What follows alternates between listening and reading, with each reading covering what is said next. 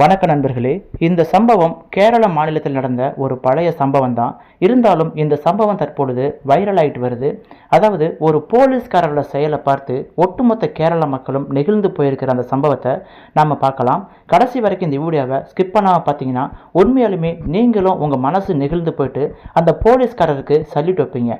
Police மக்களின் நண்பன் என்று சொல்வது உண்மைதான் என்பதை நீங்கள் புரிஞ்சுக்குவீங்க.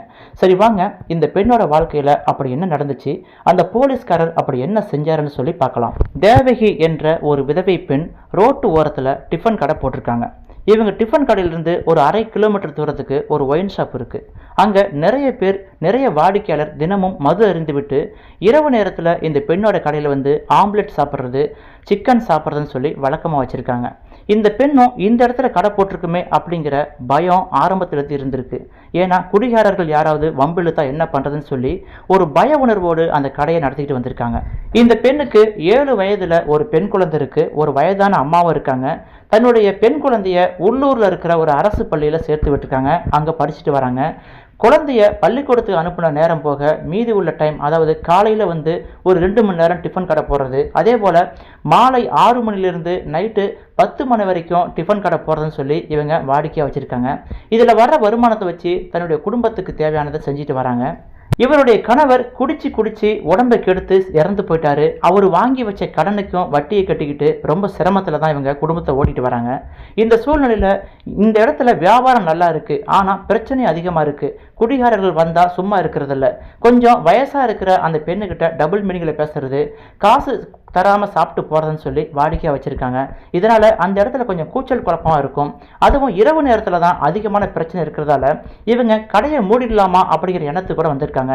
இருந்தாலும் குடும்பம் கஷ்டம் வந்துடுமே அப்படின்னு சொல்லி இதில் வர சொற்ப வருமானத்தை வச்சு தன் பிள்ளையை படிக்க வைக்கிறோம், நம்ம அம்மாவை பார்த்துக்கிறோம், புருஷன் வாங்கி வச்சுட்டு போன கடனை அடைக்கிறோம் அப்படின்னு சொல்லி கொஞ்சம் கஷ்டப்பட்டு தான் அந்த இடத்துல அந்த டிஃபன் கடையை ரன் பண்ணிட்டு வராங்க. குடிகாரர்கள் தொல்லை அதிகமாக இருக்கிறதால கடையை வேறொரு இடத்துக்கு மாற்றி பார்க்குறாங்க. ஆனால் அங்கே வியாபாரம் சுத்தமாக இல்லை. அதனால் வேறு வழி இல்லாமல் மறுபடியும் அந்த ஒயின் ஷாப் பக்கத்துலேயே வந்து கடையை வைக்கிறாங்க. சரி என்ன பண்ணுறது, நமக்கு வர பிரச்சனையை நம்ம தான் சமாளிச்சாகணும்னு சொல்லி சில பேர் டபுள் மீனிங்கில் பேசினாலும் அதை கண்டுக்காமல் இருக்கிறது, காசு கொடுக்காமல் சாப்பிட்டு போனாலும் ஒரு சில பேர்கிட்ட கேட்கறது, கொடுக்காம ரொம்ப பிரச்சனை பண்ணுறவங்கள அப்படியே விட்டுறதுன்னு சொல்லி கொஞ்சம் லாபம் நஷ்டம் அப்படிங்கிற மாதிரி தான் இந்த பெண்ணுக்கு இப்போது கடை ரன் ஆகிட்டு இருக்கு. இந்த சூழ்நிலையில் திடீர்னு வந்து உள்ளூர் போலீஸ் ஸ்டேஷன்லேருந்து ஒரு போலீஸ்காரர் தினமும் வந்து அந்த பெண்ணோட கடையில் இரவு 7 மணிக்கு மேலே, அதாவது 8 மணிக்குள்ளே வந்து அவர் சாப்பிட்டு போகிறத வழக்கமாக வச்சுருக்காரு. இந்த போலீஸ்காரர் பார்க்குறதுக்கு ரொம்பவே கரடு முரடாக இருக்காரு. ஜைஜாண்டிக் உருவத்தோடு முறுக்கு மீசை வச்சுக்கிட்டு நிற்கிறத பார்த்தா எந்த ஒரு திருடனும் அந்த இடத்துல இருந்து எஸ்கேப் ஆக முடியாது, பயந்து ஓடிடுவான். அந்த அளவுக்கு பார்க்கறதுக்கு டெரர் பீஸாக இருக்காரு அந்த போலீஸ்காரர். இவர் தினமும் வந்து அந்த இடத்துல சாப்பிட்டு ரொம்ப நேரம் நிற்பார், ஃபோன் பேசிட்டு நிற்பார். ஏதாவது அலுவலக வேலையாக இருந்தால் அங்கே எடுத்து நோட் பண்ணிட்டு நிற்பார். அதனால் வந்து அந்த போலீஸ்காரர் கிட்டத்தட்ட ஒரு 1/2 மணி நேரம் 3/4 மணி நேரம் அங்கே சாப்பிட்டு கிட்டத்தட்ட ஒரு 1 மணி நேரத்துக்கு கழிச்சு தான் அங்கேருந்து போவார்னு சொல்கிறாங்க. அவர் போகிற வரைக்குமே அந்த பெண்ணோட கடையில் எந்த பிரச்சனையும் வராது. எந்த குடிகாரன் வந்து சாப்பிட்டு போனாலும் ஒழுங்காக காசு கொடுத்துட்டு போகிறது, யாரும் வந்து பிரச்சனை பண்ணுறதுங்கிறது அந்த இடத்துல கம்மியாக இருக்குது. அதனால் வந்து அந்த பெண்ணுக்கும் அந்த போலீஸ்காரர் நிற்கிறது கொஞ்சம் ஆறுதலாக இருக்குது. இருந்தாலும் அந்த பெண்ணுக்கு ஒரு ஆபத்து வருது. அது என்னன்னா, அந்த போலீஸ்காரர் எவ்வளோ சாப்பிட்றாரோ அவ்வளோக்கும் காசு தர மாட்டார். என்னடா பொறுக்கி பசங்க தான் இப்படி பண்ணுறான்னு பார்த்தா போலீஸ்காரரும் இப்படி சாப்பிட்டு காசு கொடுக்காம போகிறாரு. அதுவும் 1 நாள் 2 நாள் இல்லை, அவர் என்னைக்கு இங்கே வர ஆரம்பித்தாரோ அன்னையிலிருந்து அவர் சாப்பிட்டு பில்லு கொடுக்கறதே இல்லை. அவர் பாட்டுக்கு வீட்டுக்கு போயிடாரு. அவர் சாப்பிட்றது தான் ஹையஸ்ட்டு ரேட்டாக இருக்குது. அதாவது மட்டன் சிக்கன் சொல்லி அடிக்கடி சாப்பிட்றாரு, என்ன வேணாலும் சாப்பிட்றாரு. ஆனால் அவர் பில்லு பார்த்தீங்கன்னா எப்படி 200 ரூபா மேலே தாண்டும். ஆனாலும் அவர் காசு தர மாட்டாரேன்னு சொல்லி அந்த பெண்ணுக்கு இன்னும் கொஞ்சம் மனசு வேதனைப்படுது. பொறுக்கி பசங்க குடிகாரன்ற கூட நம்ம சண்டை போட்டு காசு வாங்கிடுவோம். ஆனால் அவர் போலீஸ்காரர், அவர்கிட்ட போய் நம்ம காசு கொடுன்னு சொல்லி கராரை கேட்டால் கடையை காலி பண்ணுமா அப்படின்னு சொல்லிட்டாருன்னா நம்ம என்ன பண்ணுறதுன்னு சொல்லி இந்த பெண் தயங்கி நிற்கிறாங்க. ஆனாலும் இவர் அளவுக்கு அதிகமாக சாப்பிட்டு போகிறாரு. கிட்டத்தட்ட ஒரு 3-4 மாதமாக அங்கே வந்து சாப்பிட்றது, காசு கொடுக்காம போகிறதுன்னு சொல்லி வாடிக்கையாக வச்சுருக்கிறத பார்த்து இன்னைக்கு அந்த போலீஸ்காரர்கிட்ட கேட்டுருணும், சார் இப்படி வந்து அநியாயமாக சாப்பிட்டு காசு கொடுக்காம போகிறீங்களே, உங்களுக்கும் அந்த குடிகாரர்களுக்கும் என்ன வித்தியாசம்னு கேட்டுருன்னு சொல்லி அந்த பெண் வந்து நிற்கிறாங்க. இருந்தாலும் கிட்ட போகும் பொழுது அந்த போலீஸ்காரரை பார்த்து பயந்து வந்துடுறாங்க. வீட்டுக்கு போயிட்டு மன உளைச்சல் இருக்காங்க.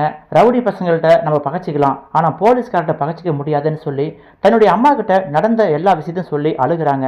கவலைப்படாதம்மா, கடவுள் உன்னை கைவிட மாட்டார். தன்னந்தனியாக நீ தவிக்கிற தவிப்பு எனக்கு ரொம்பவே கஷ்டமாக இருக்குது. வயசான காலத்தில் என்னையும் வச்சுக்கிட்டு நீ கஷ்டப்படுற, எனக்கு ஒரு சாகு வராதா, நான் பாட்டு கண்ணை மூட்டி போயிடுவேனே அப்படின்னு சொல்லி அந்த வயதான பாட்டியும் அழுதுருக்காங்க. இருந்தாலும் அந்த பெண்மணி இன்னைக்கு போலீஸ்கார்ட்ட நம்ம கேட்டுருணும் அப்படின்னு சொல்லி உறுதியோடு இருக்காங்க. வழக்கமாக கடையை வச்சுருக்காங்க. இரவு 8 மணிக்கு மேலே அந்த போலீஸ்காரர் வராரு.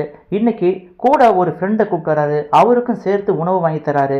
2 பேரும் நல்லா சாப்பிட்டு கிட்டத்தட்ட 300-400 ரூபாய்க்கு மேலே பில்லு வந்துருச்சு. அந்த காசை கொடுக்காம அங்கேருந்து நகரும் பொழுது இந்த பெண்மணி நேராக போலீஸ்கார்ட்ட போயிட்டு, ஐயா காசு கொடுத்துட்டு போங்க, கிட்டத்தட்ட 4-5 மாதமாக காசு கொடுக்காம சாப்பிட்டு போகிறீங்க, எனக்கும் சங்கடமாக இருக்குது. நீங்கள் இங்கே வந்து நிற்கிறதால கொஞ்சம் ரவுடி பசங்க இந்த மது பிரியர்கள் வந்தால் கொஞ்சம் அட்டுலையும் தாங்க முடியல, அவங்க கொஞ்சம் இப்போ கண்ட்ரோலாக இருக்காங்க.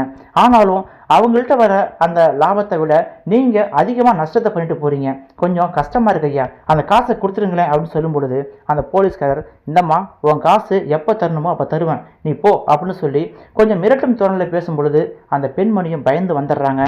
இந்த போலீஸ்காரர் இப்படி அட்டூழியம் பண்ணுறானே, என்னுடைய பாவத்தை வாங்கிக்கிறானே, நானே வந்து கணவனை இழந்துட்டு ஒரு பெண் குழந்தைய வச்சுக்கிட்டு வயசான அம்மாவை வச்சுக்கிட்டு ஏதோ டிஃபன் கடையை போட்டு பொழைச்சிக்கிட்டு இருக்கேன், அதுலேயும் வந்து இந்த போலீஸ்காரர் வந்து இப்படி சாப்பிட்டு காசு கொடுக்காம போகிறானே, என் பாவத்தை வாங்கி கொட்டிக்கிறானேன்னு சொல்லி அக்கம்பத்தில் உள்ளவங்களுக்கெல்லாம் அந்த பெண்மணி புலம்ப ஆரம்பிச்சிட்டாங்க.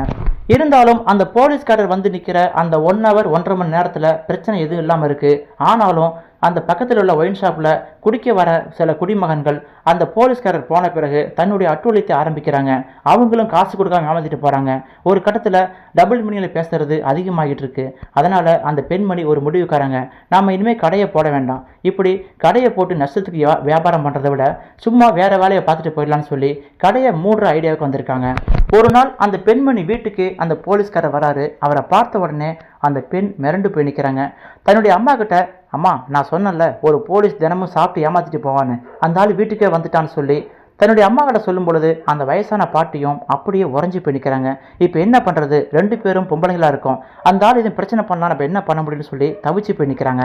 தன்னை பார்த்து 2 பேரும் பயப்படுறாங்கன்னு சொல்லி புரிஞ்சுக்கிட்ட அந்த போலீஸ்காரர் அந்த பெண்மணிக்கிட்ட, இங்கே பாருமா, என்னை பார்த்து பயப்பட வேணாம், நான் எதுவும் பிரச்சனை பண்ண வரல, 2 நாளாக உன் கடைக்கிட்ட வந்தேன், கடையை காணோம், அக்கம் பக்கத்தில் விசாரித்து பார்த்தேன், நீ கடையை மூட போகிறதா சொல்லிட்டியாம்மா, என்னாச்சு ஏன்னு கேட்கும் பொழுது, ஆமாம் சார், உங்களை மேலே ஆள் வந்து தினமும் சாப்பிட்டு காசு கொடுக்காம போனால் நான் எப்படி கடையை ரன் பண்ண முடியும், எனக்கு என்ன வருமானம், கூரையை பிச்சுட்டு கொட்டுதா, அதில் வர வருமானத்தை வச்சு தான் எங்கள் அம்மாவுக்கு மருந்து மாத்திரை வாங்கி தரேன், என் பிள்ளையை படிக்க வைக்கிறேன், என் புருஷன் வாங்கி வச்சு கடனுக்கு வட்டியை கட்டுறேன், ஆனால் இப்படி அதை மண்ணள்ளி போடுற மாதிரி எல்லாரும் பண்ணும்போது என்ன பண்ண முடியும், அதனால தான் கடையை மூடிட்டு நான் வேறு ஏதாவது வேலைக்கு முடிவு பண்ணுறேன்னு சொல்லும் பொழுது அந்த போலீஸ்காரர், ஐயோ அப்படிலாம் பண்ணாதீங்க, நீங்கள் கடையை ரன் பண்ணுங்கன்னு சொல்லும் பொழுது, சார் அதை நான் பார்த்துக்கிறேன், என் வாழ்க்கை பிரச்சனை நான் பார்த்துக்கிறேன், நீங்கள் முதல்ல கிளம்புங்க, ஒரு போலீஸ்காரர் சம்மந்தம் இல்லாமல் என் வீட்டுக்கு வந்தால் கண்டிப்பாக அக்கம்பத்தில் உள்ளவங்களாம் தப்பாக நினைப்பாங்க, நீங்கள் போங்கன்னு சொல்லி அந்த பெண் அந்த போலீஸை விரட்டடிக்க குறியாக இருக்காங்க. இங்கே பாருமா, என்னை பார்த்து பயப்பட வேண்டாம், என்னை விரட்ட வேண்டாம், நான் உனக்கு ஒரு அண்ணன் மாதிரி அப்படின்னு சொல்லும் பொழுது அந்த போலீஸ்காரரை பற்றி ஒரு நல்ல அபிப்பிராயம் அந்த பொண்ணு மனசில் வருது. சரிங்க சார், உங்களுக்கு இப்போ என்ன வேணும்னு சொல்லும் பொழுது, நீ கடையை முதல்ல ஓப்பன் பண்ணு, நீ வந்து அந்த தெருவில் கடை போடாதீங்க, தெருவில் கடை போடுறதால தானே உங்களை 4 பேர் 4 விதமாக பேசுகிறானுங்க, நீங்கள் அதே தெருவில் உள்ள ஒரு இடத்த வாடகைக்கு பிடிச்சி அங்கே நீங்கள் கடை போட்டிங்கன்னா உங்களுக்கு ஒரு பிரச்சனையும் வராதுன்னு சொல்லும் பொழுது, சார் கடையை வாடகை பிடிக்கிற அளவுக்கு என்கிட்ட வருமானம் கிடையாது சார், ஏதோ இதில் வர்ற காசை வச்சு என் குடும்பத்தை ஓட்டிக்கிட்டு இருக்கேன், சரிங்க சார் உங்களுக்கு ஏன் தேவையில்லாத வேலை அப்படின்னு சொல்லும் பொழுது, இங்கே பாருமா, நானும் உன்னுடைய கணவரும் பால்ய சிநேகிதர்கள், நானும் அவனும் ஒரே ஸ்கூலில் தான் படித்தோம், நானும் அவனும் ஒரே காலேஜில் தான் படித்தோம், காலேஜ் படிக்கும் பொழுது எனக்காக அவன் ஃபீஸ் கட்டியிருக்கான், காலேஜ் படிக்கும் பொழுது நான் ரொம்ப கஷ்டப்பட்டேன், என் குடும்பம் ரொம்ப ஏழ்மையான குடும்பம், எனக்காக உங்கள் கணவன் ரொம்பவே உதவி பண்ணியிருக்கான், எனக்கு மட்டும் இல்லை நிறைய பேருக்கு உன் கணவன் உதவி பண்ணியிருக்கான், ஏன்னா அவனுக்கு இரக்க குணம் அதிகமாக இருந்துச்சு, அவன் அதுக்கப்புறம் தான் தப்பான பழக்கம், அதாவது குடிப்பழக்கத்துக்கு அடிமையாயிட்டு அவன் இது போல் வாழ்க்கையை தொலைச்சிட்டான், உனக்கு ஒரு நல்ல கணவன் கிடைச்சாம்மா, ஆனால் அந்த குடிப்பழக்கம் தான் அவனை இது போல் ஆக்கிடுச்சு, நீ ஒன்றும் கவலைப்படாதம்மா,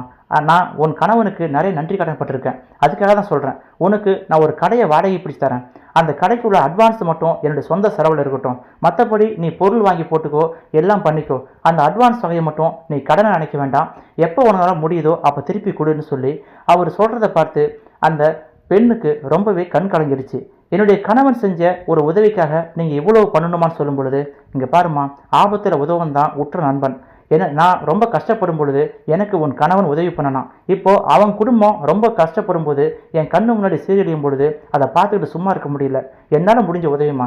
நான் அங்கே சாப்பிட்டு போன காசு இருக்குது பற்றியா, அந்த காசில் எதுக்காக நான் கொடுக்காம போனேன்னா, நான் தினமும் அங்கே சாப்பிட்டு ஒரு கரடு முழான தோட்டத்தில் நின்னா யாரும் உங்ககிட்ட பிரச்சனை பண்ண மாட்டான் அப்படிங்கிற காரணத்துக்காக தான் நான் வந்தேன். ஆனால் நீ கடையை மூடுற சூழ்நிலைக்கு போயிட்டேன். இனிமேல் நீ கடையை மூட வேண்டாம். உனக்கு அதே பகுதியில் ஒரு கடையை வாடகைக்கு பிடிச்சி தரேன். அதுக்கு உண்டான அட்வான்ஸ் தொகையை நான் கொடுத்துட்றேன். மற்றபடி இந்த கடையை நீ பார்த்துக்கோ. உனக்கு எந்த பிரச்சனை இருந்தாலும் எனக்கு இன்ஃபார்ம் பண்ணு, நான் பார்த்துக்கிறேன் அப்படின்னு சொல்லிட்டு ஒரு நம்பிக்கை கொடுத்துட்டு போகும்பொழுது அந்த பெண் தன் அம்மா கிட்ட சொல்லும் பொழுது, பரவாயில்லம்மா, யாரோ ஒரு புண்ணியவான் உன் கணவன் பண்ண அந்த புண்ணியத்தில் உனக்கு உதவி பண்ணுறாப்புல, ஏற்றுக்கோ. நம்ம அந்த அட்வான்ஸ் தொகையை கடனாக ஏற்றுக்கிட்டு மொள்ள கொடுத்துடலாம். தெருவில் கடையை போடுறதால தானே கண்ட நாய் கண்டதை பேசுகிறானுங்க.